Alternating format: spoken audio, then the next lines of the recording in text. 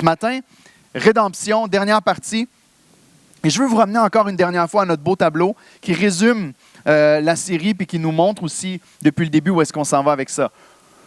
Donc, on a vu dans les 4 derniers messages à quel point la rédemption était nécessaire, la rédemption était planifiée, elle a été accomplie. Et la semaine passée, on a vu comment la rédemption a été appliquée à notre cœur par le Saint-Esprit qui nous rend aptes à venir à Dieu. Et ce matin, on termine la série avec, je prie depuis le début de la semaine, un message qui va donner une grande assurance à notre cœur. Un message qui va renforcer notre foi, qui va nous donner une plus grande confiance encore que notre Dieu est celui qui nous garde jusqu'à la fin. Donc, on a vu ensemble que la rédemption était nécessaire. On est mort dans le péché, incapable de venir à Dieu. Nul ne cherche Dieu, nul n'est intelligent. Ce n'est pas quelque chose qu'on aime entendre, mais c'est ce que la Bible dit. Et nul ne vient vers le Seigneur de lui-même. Il faut donc que le Seigneur vienne le ressusciter. On a vu que Dieu a planifié la rédemption aussi. Dieu a planifié le salut de ceux qu'il a choisis avant même le début des temps. Avant le début de la création, Dieu a écrit ton nom dans le livre de vie. Et c'est ces personnes-là que Dieu est venu sauver. Jésus a payé le prix à 100%. Il a accompli notre rédemption en mourant à la place de ceux qu'il a choisis. Donc Jésus a reçu la punition pour le péché de tous ceux qui allaient croire en son nom.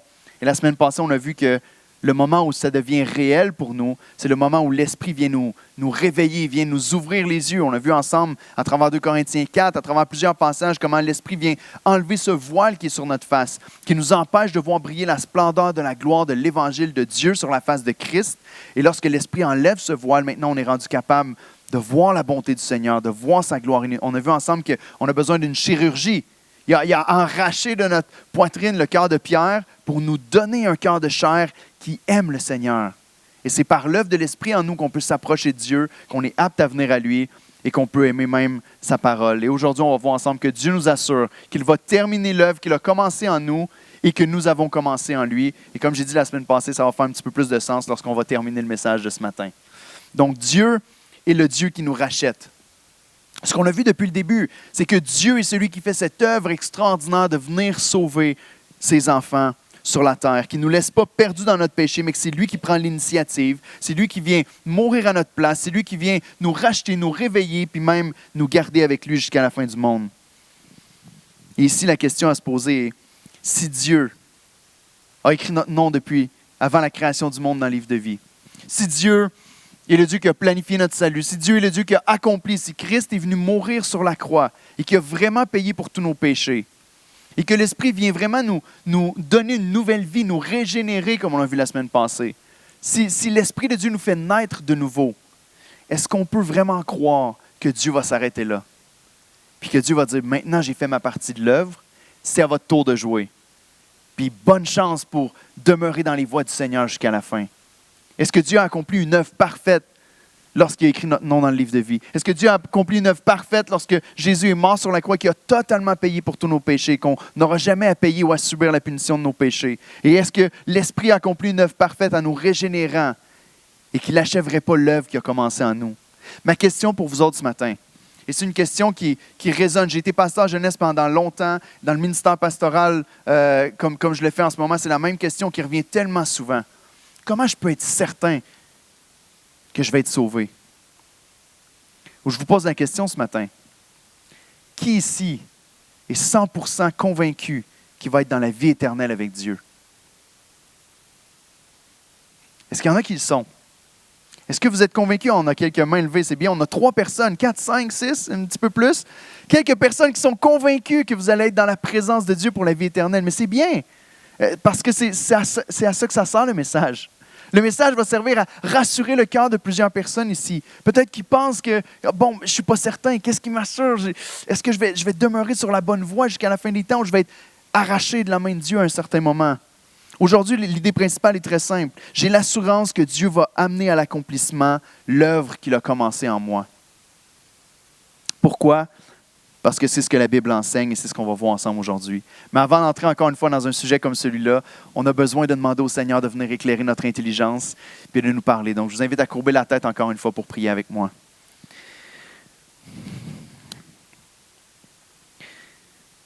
Seigneur, mon Dieu, on s'humilie devant toi encore et on veut prendre ta parole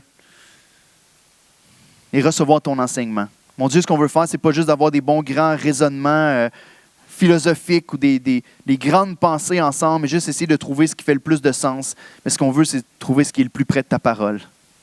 On veut entendre ta voix. On veut recevoir de toi. Mon Dieu, ce matin, il y a des gens qui sont ici parmi nous et qui doutent de leur salut, qui ont de la difficulté à être vraiment convaincus qu'un jour, ils vont être dans ta présence pour l'éternité. Seigneur, peut-être même des gens qui pensent que tout dépend de leur performance. Je te prie ce matin que tu libères plusieurs personnes du fardeau qu'ils n'ont pas à porter. Je te prie qu'il puisse naître dans le cœur de plusieurs une grande confiance, que tu es le Dieu qui nous sauve et qui nous sauve totalement, parfaitement et complètement. Tu n'es pas un Dieu qui fait les choses à moitié, Seigneur. Et je te prie ce matin qu'on en soit convaincu par ton esprit, pour notre plus grande joie et pour ta plus grande gloire, en Jésus-Christ. Amen. Amen. J'ai l'assurance que Dieu va amener à l'accomplissement l'œuvre qu'il a commencé en moi. Ce matin, pour ceux qui ne sont pas habitués d'être ici à l'Église d'Oxa, ce qu'on fait, ou la manière qu'on a l'habitude de prêcher à l'Église d'Oxa, c'est qu'on prend un livre de la Bible, puis qu'on passe à travers ce livre de la Bible-là, verset par verset, comme on fait en Marc en ce moment, c'est notre série depuis l'année passée. Et là, on est dans une mini-série qui est plus thématique, plus, on va dire, systématique dans notre étude. On veut comprendre c'est quoi exactement le salut. Et donc, on va se promener dans quelques versets. Mais pour vous aider, on les a mis à l'écran et on veut s'assurer que tout ça est vraiment quand même dans son contexte et bien en accord avec le reste de l'Écriture. Premièrement, ce matin, il termine toujours ce qu'il a commencé. Premier point, courage. Il termine toujours ce qu'il a commencé. Le passage que je veux vous lire pour commencer, c'est Philippiens 1,6. Un tout petit passage. Je ne sais pas si vous avez l'habitude de mémoriser la parole de Dieu. Je vous encourage grandement à le faire. Grandement, à apprendre par cœur des versets de la parole de Dieu, à apprendre par cœur des petits passages qui donnent tellement une grande assurance et une grande confiance en notre Dieu. Philippiens 1,6 nous dit ceci. « Je suis persuadé, c'est l'apôtre Paul qui parle, que celui qui a commencé en vous cette bonne œuvre la rendra parfaite pour le jour de Jésus-Christ. Je suis persuadé que celui qui a commencé en vous cette bonne œuvre la rendra parfaite pour le jour de Jésus-Christ. » Donc, premièrement, il termine toujours ce qu'il a commencé. On a essayé de s'appuyer fortement à travers toute cette série sur le caractère de Dieu, premièrement, de comprendre qui est Dieu. Lorsqu'on parle de la rédemption, au lieu de commencer en disant « voici ce que l'homme fait », on commence en se disant « voici ce que Dieu fait ». Parce que lorsqu'on comprend qui Dieu est et lorsqu'on comprend les promesses que Dieu fait, ça donne une assurance extraordinaire pour notre vie, de pouvoir lire ce livre-là puis croire que le Dieu qui est fidèle, que le Dieu qui est grand, que le Dieu qui est amour, que le Dieu qui est juste, que le Dieu qui est pardon, que le Dieu qui est tout-puissant est celui qui a toute puissance pour accomplir chacune de ses promesses. Et donc, ces promesses sont vraies et sont une encre pour mon âme. Ici, on doit comprendre qui parle. Ici, c'est l'apôtre Paul qui est en train de parler aux Philippiens, une église qu'il aimait particulièrement, qui était chère à son cœur. Et l'apôtre Paul, vous savez, quand vous lisez ses lettres, il a écrit 13 lettres dans le Nouveau Testament, et quand vous lisez les lettres de l'apôtre Paul, une des choses qui va venir rapidement dans votre tête ou dans votre lecture, c'est que Paul utilise énormément d'impératifs, des ordres. Paul va utiliser beaucoup d'ordres pour dire « faites ceci, marchez comme ça, comprenez ceci, faites cela ».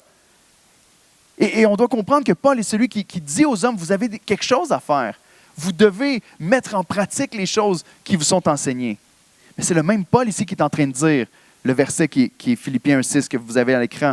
Je suis persuadé que celui qui a commencé ici, il parle, bien que lui encourage constamment les gens à agir, ici il nous parle de ce que Dieu fait. Il est persuadé de ce que Dieu va accomplir dans notre vie. Persuadé, convaincu, rempli d'une certitude, d'une assurance que ce que Dieu a commencé dans la vie des chrétiens de Philippe, il va le rendre à la perfection. Quel boost, hein? Tu lis un verset comme ça et tu te dis « Wow! Ça doit être tellement encourageant pour les Philippiens. » Ça doit être un honneur que Paul est en train de faire aux Philippiens de dire « Vous autres, les Philippiens, là, vous êtes tellement une église de gens extraordinaires que je sais qu'à la fin, vous allez être parfaits. » Non, hein, ce n'est pas ça qu'il est en train de faire. Il n'est pas en train d'élever puis d'encourager l'estime personnelle des Philippiens en disant « Philippiens, je sais que vous êtes tellement bons qu'au jour de Christ, vous allez être parfaits, j'ai aucun doute. » Il est en train d'élever l'estime des Philippiens pour Christ, pour Dieu qui les sauve.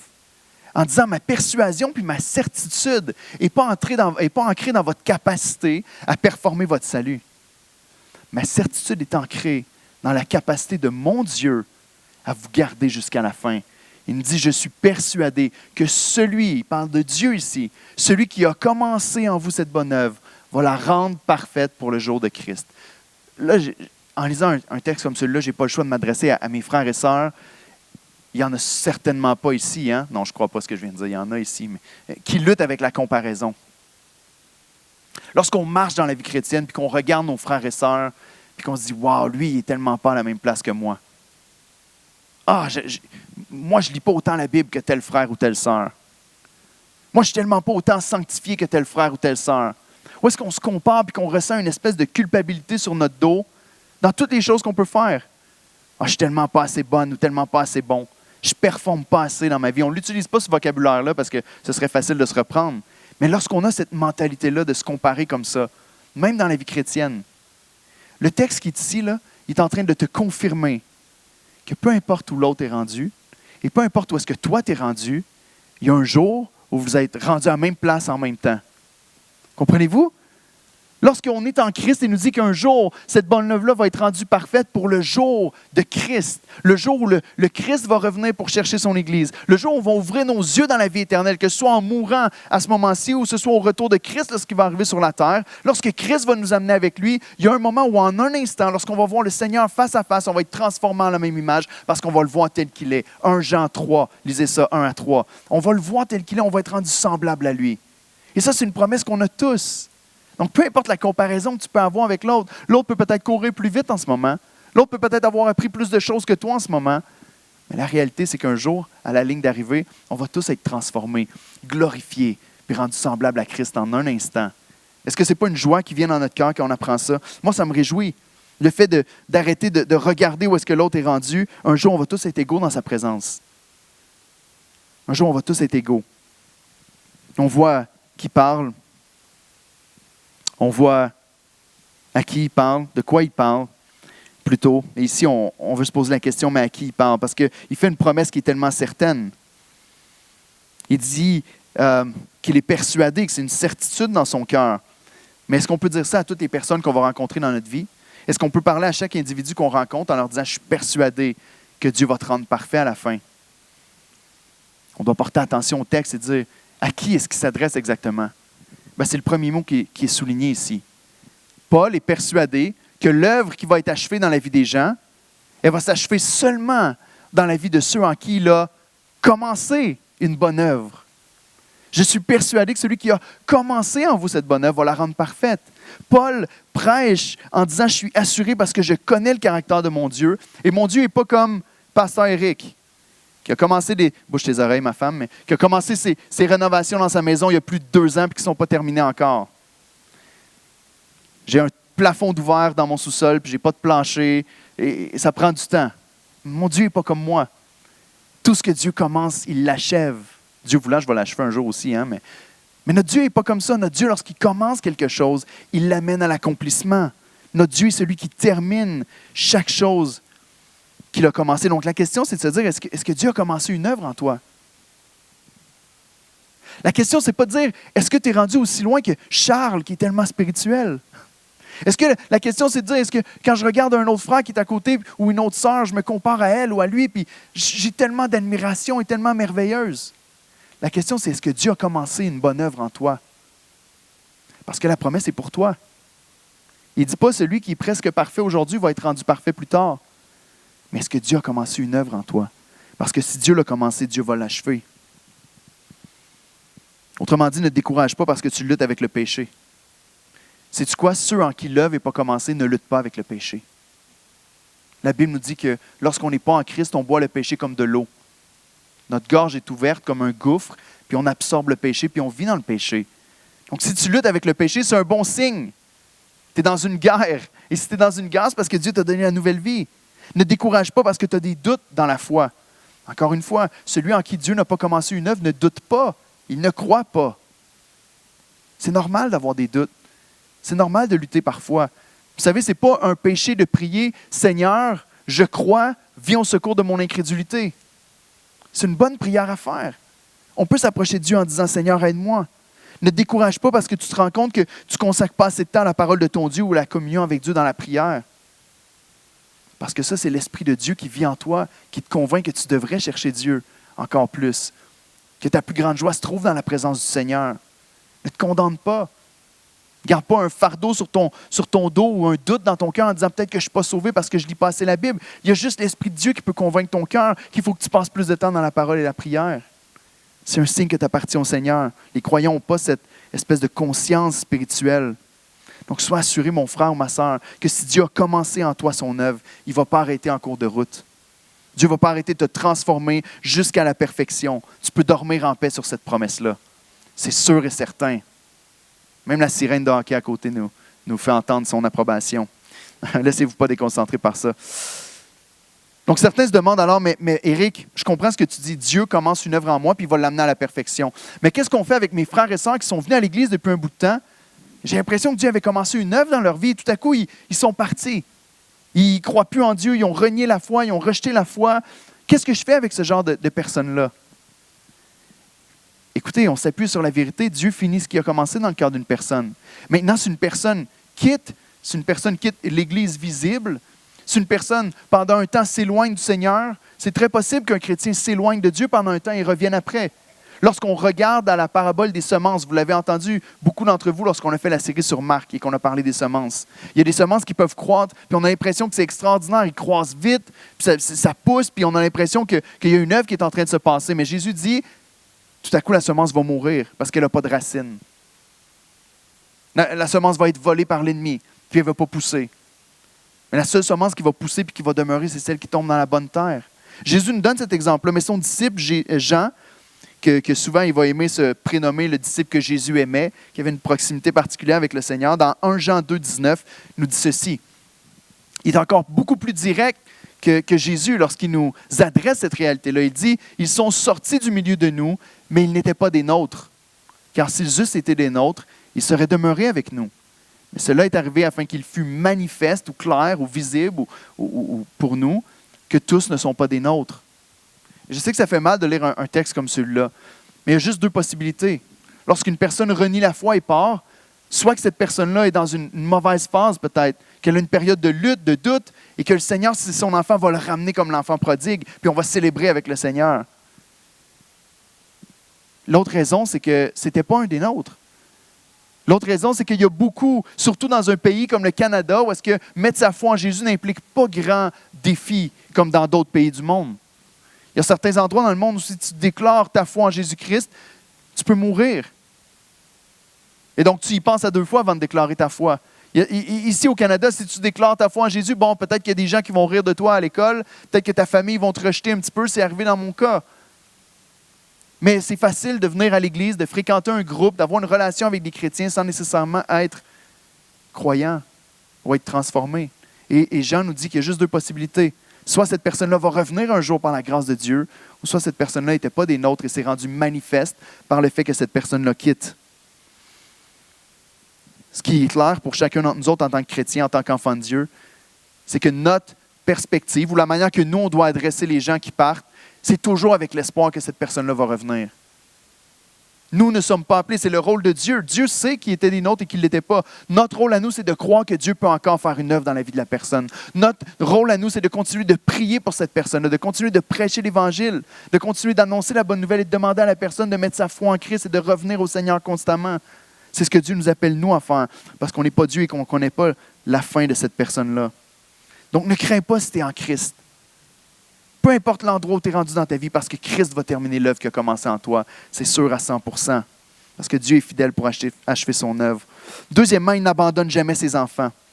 Confiance. Si le premier nous donne le courage de pouvoir vivre pleinement pour le Seigneur, de pouvoir s'appuyer sur lui, de savoir que notre Dieu va terminer son œuvre en nous, de ne pas se décourager à chaque fois qu'on voit des failles dans notre vie, eh bien, ici, on peut avoir cette confiance-là dans l'Éternel parce que Dieu, lorsqu'il nous fait naître de nouveau, c'est plus fort que jamais auparavant. Okay? Ça vous demande une grande concentration. Pour ignorer ça, ce n'est pas comme ça habituellement. Même moi, ça me joue un petit peu dans l'oreille. Mais s'il vous plaît, gardez votre focus sur la parole de Dieu.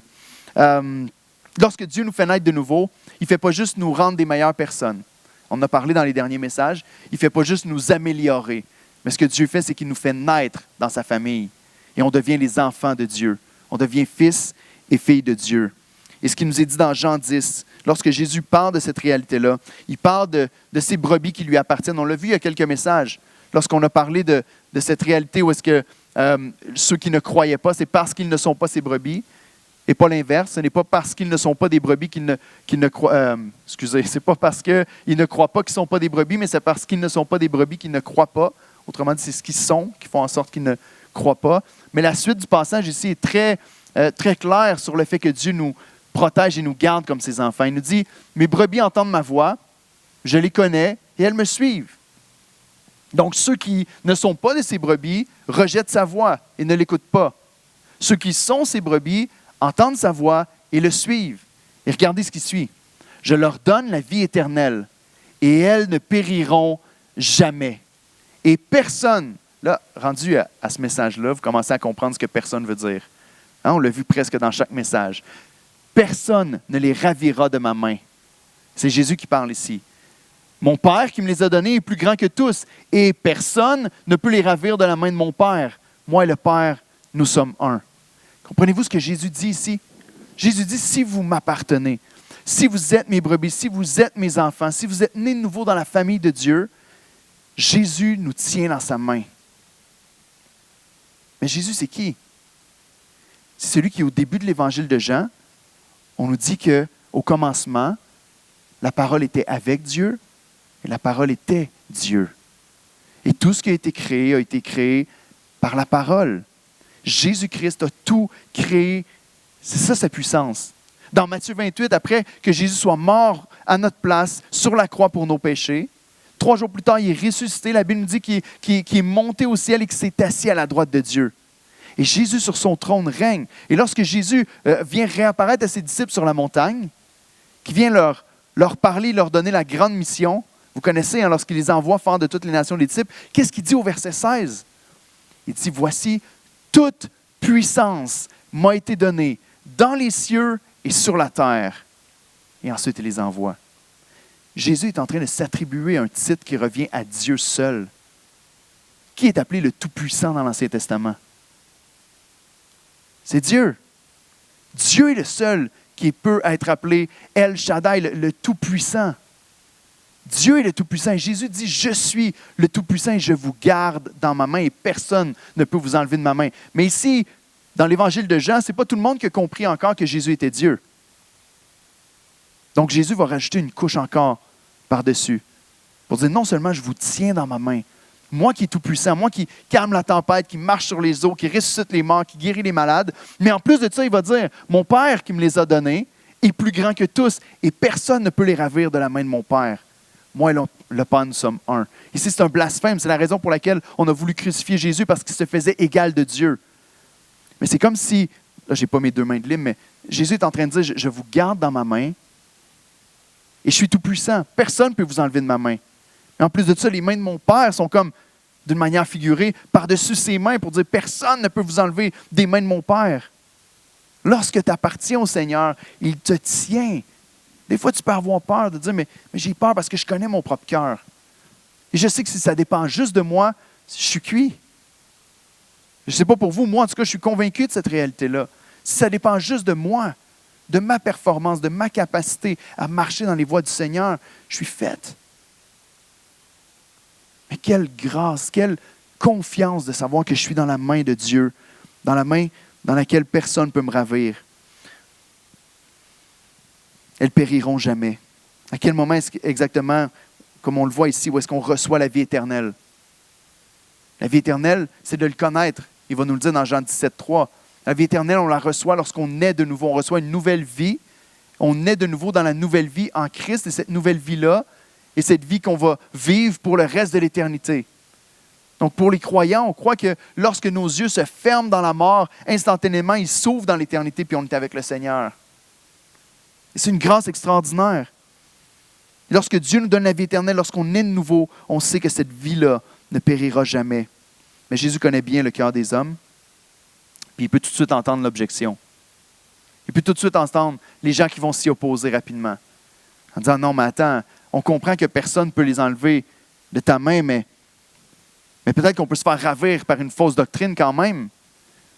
Peut-être qu'on peut se faire ravir par un loup ravisseur ou Peut-être même que moi, je peux quitter la main du Seigneur lorsque Dieu me tient dans sa main. Peut-être que moi, je peux me sauver puis finalement finir par me perdre. Et Jésus connaît nos cœurs inquiets, nos cœurs douteux, nos cœurs instables. Et c'est pour ça qu'il met l'accent très fort sur le fait que sa main et la main du Père sont là. Il dit, moi et le Père, nous sommes un. Et vous savez ce qu'il nous est dit dans Matthieu, pas dans Matthieu, mais plutôt dans Éphésiens 1, 13 et 14. Je pense que je l'ai mis aussi à l'écran ici. La réalité, c'est que lorsqu'on est nouveau, on reçoit le Saint-Esprit. Et non seulement on est gardé dans la main de Jésus, on est gardé dans la main du Père, mais on nous dit en plus de ça que l'Esprit vient aussi nous garder jusqu'à la fin. Il nous dit en lui aussi, après avoir entendu la parole de vérité, l'évangile de votre salut, en lui vous avez cru, vous avez été scellés. Il y a un sceau qui a été mis par le Saint-Esprit. Vous avez été scellés du Saint-Esprit qui avait été promis, lequel est un gage de notre héritage. Ici, le mot gage, c'est comme quand on met un dépôt sur une maison. Il y a un down payment, il y a un dépôt qui a été fait sur la maison pour dire, voici, cet homme-là est racheté. Il y a la preuve, l'Esprit est en lui. Mais on est scellé par le Saint-Esprit pour notre héritage et pour la rédemption de ceux que Dieu s'est acquis à la louange de sa gloire. Ce que je veux dire à travers le verset de Jean puis à travers celui d'Éphésiens, c'est qu'on est gardé dans la main du Dieu trinitaire, le Père, le Fils et le Saint-Esprit. De l'extérieur comme de l'intérieur, on est préservé et gardé jusque dans la vie éternelle avec le Seigneur. Quelle assurance! Quelle assurance peut venir dans notre cœur à ce moment-là? Si tu es dans l'abattement, si tu luttes, peut-être même que si dans ta vie, tu as vécu à travers ta relation dans ta famille, avec tes amis, avec les gens qui sont autour de toi, cette espèce de sentiment d'abandon, ou que les gens vont te laisser tomber. C'est cette pensée-là que, je peux bien croire, mais Dieu est certainement, on dirait que c'est dans ta pensée en arrière, même si tu ne le dis pas vraiment, mais comme toutes les autres, Dieu va m'abandonner ou me laisser aller, comme je l'ai vécu tellement souvent dans ma vie. C'est cette crainte-là, tu avances constamment avec ce doute que peut-être que là, j'ai franchi la ligne, que le Seigneur va tout à coup ouvrir sa main et dire, laisse faire une perte de temps. Le Seigneur n'est pas impressionné avec ton péché. La Bible nous dit dans Romains 5,8 que Dieu a envoyé son Fils. Il dit, Dieu nous a tant aimés, que Dieu a prouvé son amour envers nous, que lorsque nous étions encore pécheurs, Christ est mort pour nous. Pas lorsqu'on est bon, lorsqu'on est au pire, lorsqu'on est pécheur, Christ est venu, il nous a sauvés, il est mort à notre place. Ce même Christ-là ne va pas te laisser aller, peu importe ce qui arrive dans ta vie. Dieu est celui qui te garde. Dieu n'est pas celui qui va tourner le dos, t'abandonner ou être menteur face à sa promesse. Et Dieu avait déjà fait cette promesse-là à son peuple, que le jour allait venir où Dieu allait racheter puis que Dieu allait garder. Ésaïe 40, les versets 14 et 15. Ici, il y a beaucoup de mamans dans la salle. Faites juste vous imaginer. J'imagine que la plupart des mamans ou toutes les mamans ici sont des bonnes mamans, que vous aimez vos enfants, que vous ne abandonneriez pas vos enfants. Et le Seigneur va faire une comparaison parce que normalement, une mère aime ses enfants puis il veut les garder puis les protéger. Et il nous dit dans Ésaïe 40, 14, 15, c'est Dieu qui parle par son prophète. L'Éternel, si on disait l'Éternel m'abandonne, le Seigneur m'oublie. Et peut-être que tu as cette réflexion-là en ce moment dans ta vie. Mais regardez la suite. Une femme oublie-t-elle l'enfant qu'elle allait? C'est une question qu'on appelle la rhétorique. C'est-à-dire que la réponse est implicite dans la question. Est-ce qu'une femme oublierait l'enfant qu'elle allait? Non. N'a-t-elle pas pitié du fruit de ses entrailles?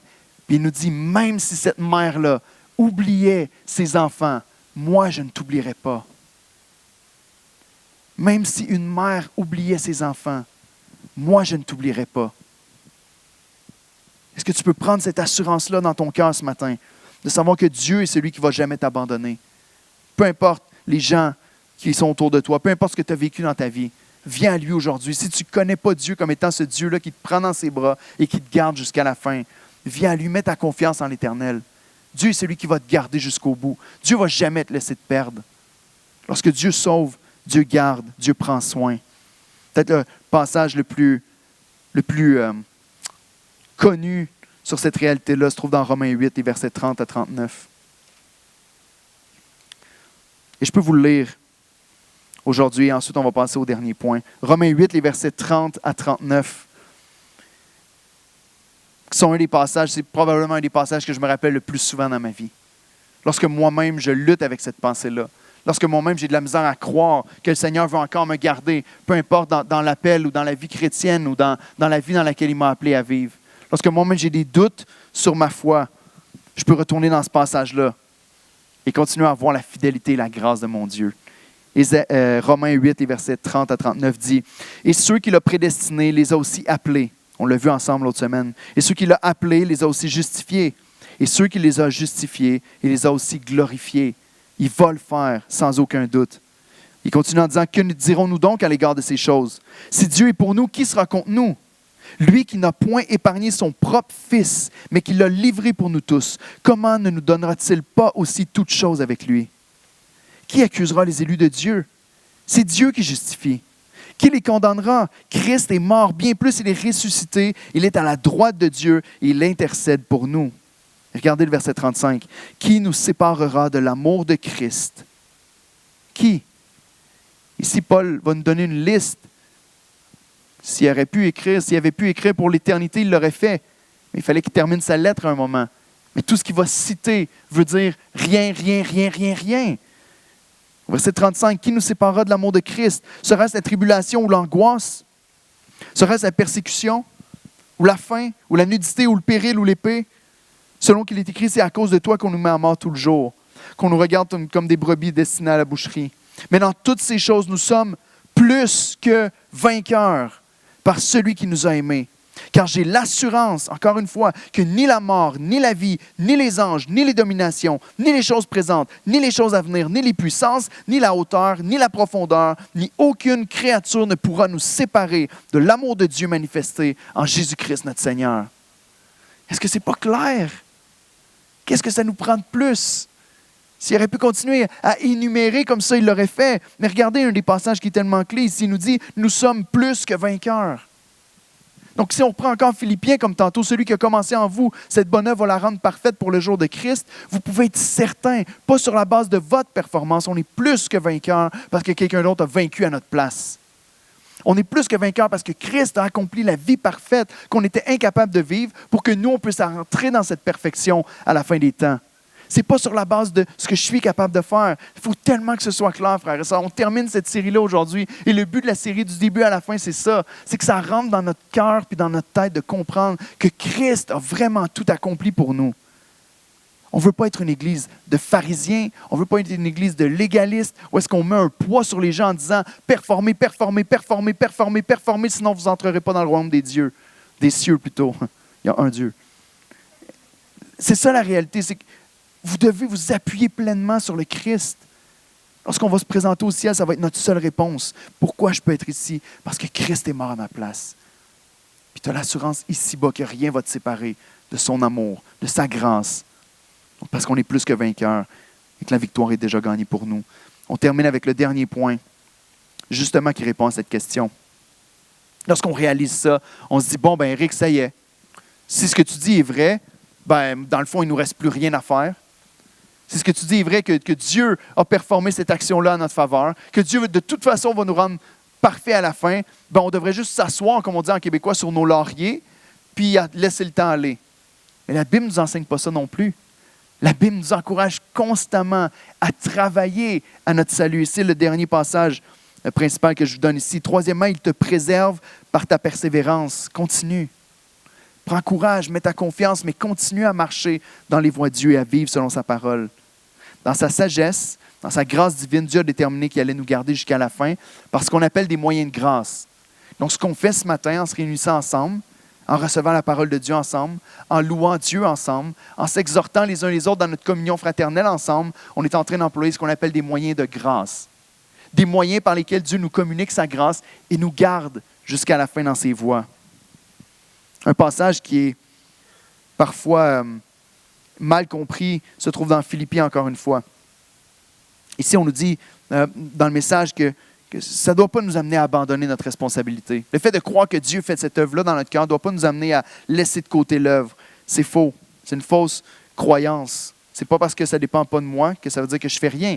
Philippiens 2, 12 et 13 nous dit ainsi, mes bien-aimés, comme vous avez toujours obéi, donc Paul est en train d'élever cette obéissance-là, bravo, c'est bien, vous obéissez, continuez. Travaillez à votre salut avec crainte et tremblement. Donc, est-ce que c'est clair? Est-ce que ça veut dire qu'on devient passif parce qu'on sait que Dieu va faire cette œuvre-là dans notre vie? Non. On le sait que c'est par la puissance de Christ en nous. On sait que c'est le Seigneur qui nous porte. On sait que c'est le Seigneur qui nous a sauvés, qui nous garde jusqu'à la fin dans sa main précieuse. Mais il nous dit quand même, si tu es sauvé de cette manière, si tu as reçu la grâce de Dieu de cette manière, tu vas marcher dans les voies du Seigneur constamment. Tu vas chercher à vivre selon la parole de Dieu. Tu vas chercher à obéir encore, puis à travailler à ton salut, à travailler à ta sanctification, à travailler dans ta relation avec le Seigneur. Mais il ne s'arrête pas là dans le texte. Il dit non seulement comme en ma présence, mais bien plus encore maintenant que je suis absent. Car, je l'ai dit souvent, hein, c'est des mots importants à souligner dans votre Bible, ça. Car c'est Dieu qui produit en vous le vouloir et le faire selon son bon plaisir. Et là, ici, je dois vous avouer quelque chose. Je ne comprends pas. Honnêtement, des fois, on dit, mais de croire que c'est Dieu qui... C'est juste de la logique, mais ce n'est pas nécessairement logique ce qu'on lit en ce moment. C'est dur pour nous autres de comprendre comment ça fonctionne. C'est quoi d'abord ma part de responsabilité, puis la part de responsabilité de Dieu? Je ne comprends pas tout. Ce que je sais, c'est que la Bible me dit, travaille à ton salut, puis que c'est Dieu qui va le faire en toi. Tu peux avoir cette assurance certaine dans ton cœur que lorsque Dieu a fait cette œuvre-là dans ta vie, que lorsque Dieu a changé ton cœur et t'a transformé, que tu vas marcher dans ses voies, que tu vas marcher dans le chemin qu'il a tracé pour toi. Parce qu'on l'a vu il y a quelques semaines, Dieu nous donne un cœur nouveau qui aime ses commandements, qui aime sa loi. Dieu produit en nous, par le Saint-Esprit qui vit en nous, le vouloir et le faire selon son bon plaisir. Donc travaillons, obéissons, faisons ce que la Bible nous enseigne.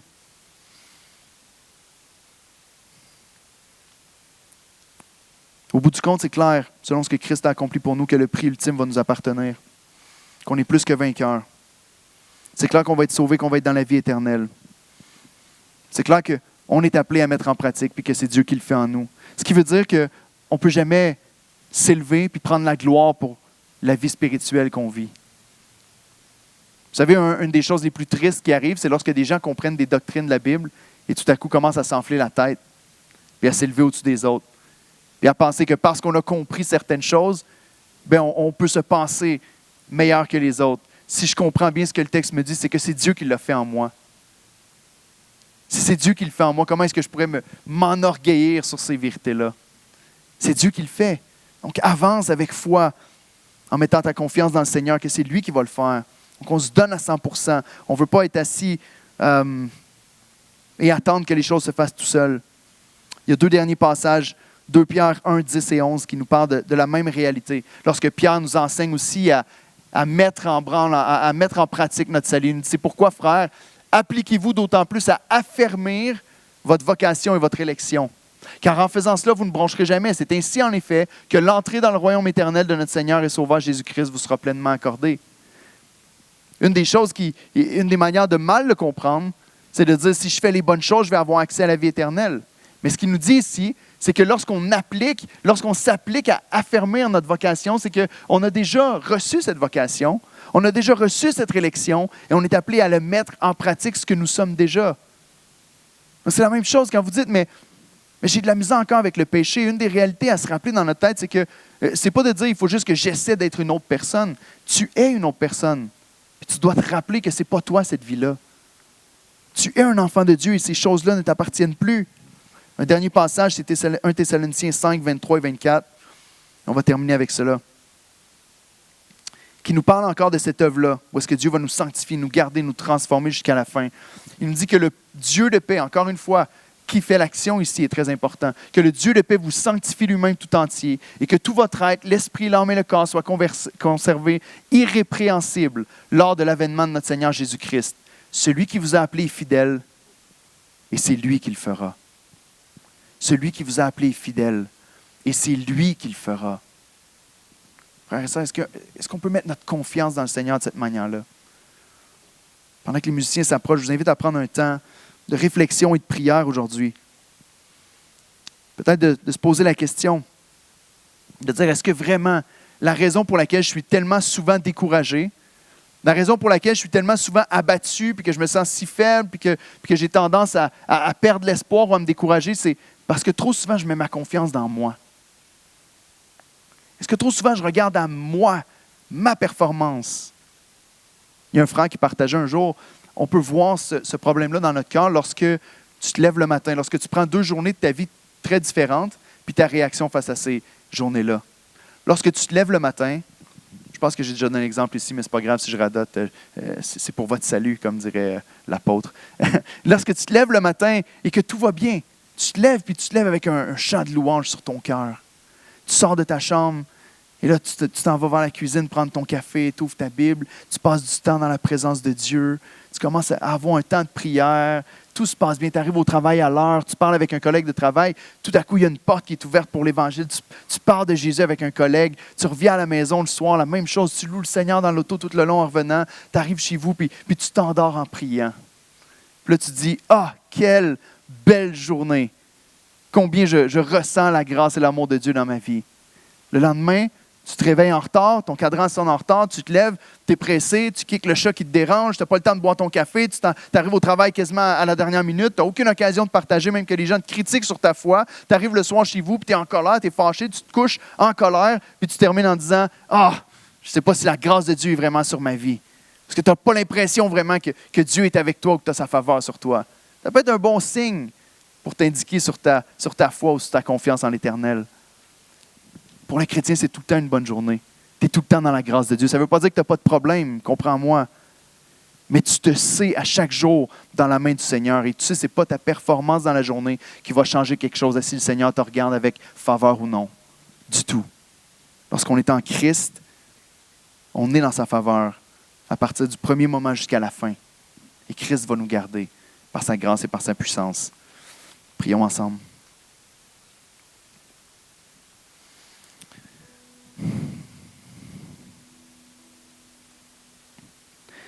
Seigneur notre Dieu, vois nos cœurs. Vois nos cœurs, mon Dieu, et nos pensées, même alors qu'on entend un message comme celui-là ce matin. Même alors qu'on entend ces promesses qui sont juste là dans le texte, d'une manière tellement claire, que tu es celui qui nous garde dans sa main, que tu es celui qui veille sur nous, Seigneur, que tu n'échappes pas tes enfants ici et là. Mais lorsque tu commences une œuvre en nous, tu la termines, tu l'achèves.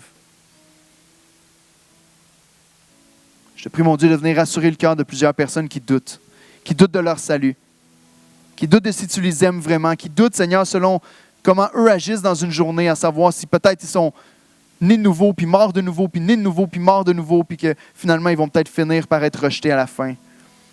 Ce n'est pas ce qu'on croit, Seigneur, et ça reviendra encore à penser à un principe de performance.